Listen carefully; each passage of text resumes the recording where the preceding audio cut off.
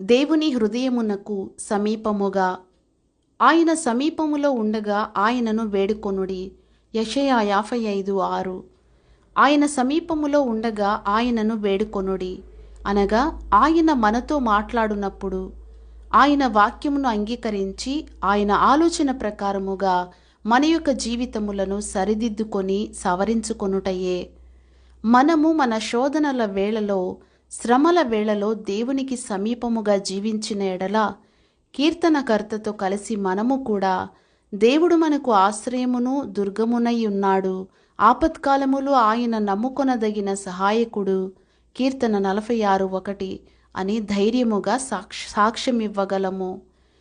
మనము ఆయనకు మొర్రపెట్టునప్పుడెల్లా మన దేవుడైన యెహోవా మనకు సమీపముగానున్నట్టు మరి ఏ గొప్ప జనమునకు ఏ దేవుడు సమీపముగానున్నాడు? ద్వితీయోపదేశకాండము 4వ అధ్యాయం 7వ వచనము.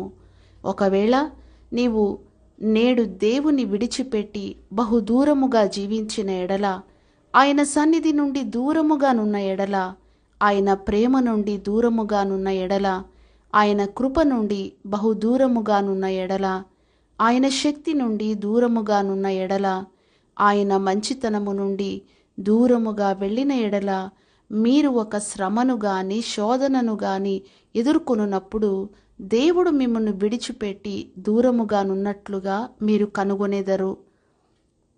ప్రశాంతమైన విశ్రాంతి గల స్థలం ఒకటి ఉన్నది, అది దేవుని హృదయమునకు సమీపముగా ఉన్నది.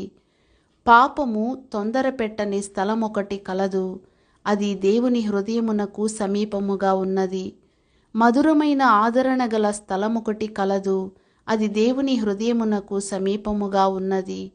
మనము మన రక్షకుని కలిసి కొను స్థలం ఒకటి కలదు, అది దేవుని హృదయమునకు సమీపముగా ఉన్నది.